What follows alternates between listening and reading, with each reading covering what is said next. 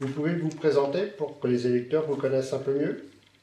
Oui, bonjour, Didier Chrétien, j'habite à Landéda, j'ai 59 ans, j'accompagne des démarches collectives auprès d'associations ou de collectivités locales.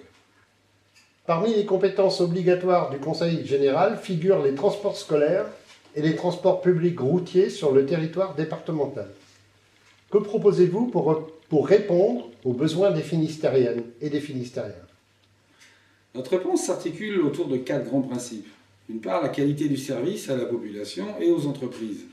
Ensuite, l'équilibre entre les territoires, le moindre coût financier à la collectivité et le moindre impact écologique. Pour ce qui est du train, les élus du Conseil général sortant soutiennent le TGV. Et pour nous, dépenser des millions pour gagner 10 minutes entre Paris et Brest, c'est complètement absurde. Il faut, selon nous, investir dans le sens de l'intérêt du plus grand nombre. Et plutôt que la ligne à grande vitesse, nous préférerions la mise à 2 voies de la ligne Brest-Quimper et d'augmenter ainsi sa fréquentation. Oui, mais pour les transports routiers? Les efforts passés du Conseil général pour développer les transports en commun vont dans le bon sens. Il y a eu aussi le covoiturage. Les transports publics peuvent néanmoins encore gagner en qualité pour les personnes âgées, pour les personnes à mobilité réduite et pour celles et ceux qui n'ont pas forcément les moyens personnels de se déplacer.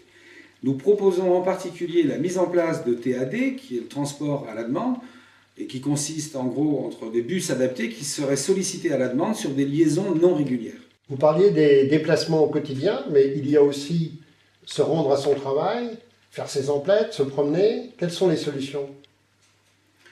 La question du transport, elle est essentielle pour la population, pour le développement économique et pour l'avenir de nos communes.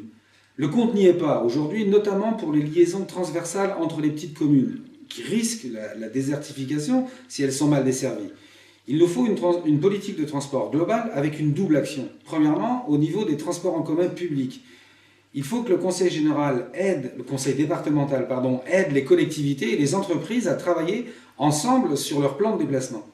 Et au niveau des déplacements doux et des déplacements partagés entre les particuliers, il faut que le Conseil départemental poursuive le développement des transports doux, tel qu'il a commencé à le faire avec les voies vertes, mais aussi soutienne des initiatives de véhicules partagés sur des courts trajets. Nous affichons la couleur. En votant Europe Écologie Les Verts, vous dessinez votre avenir.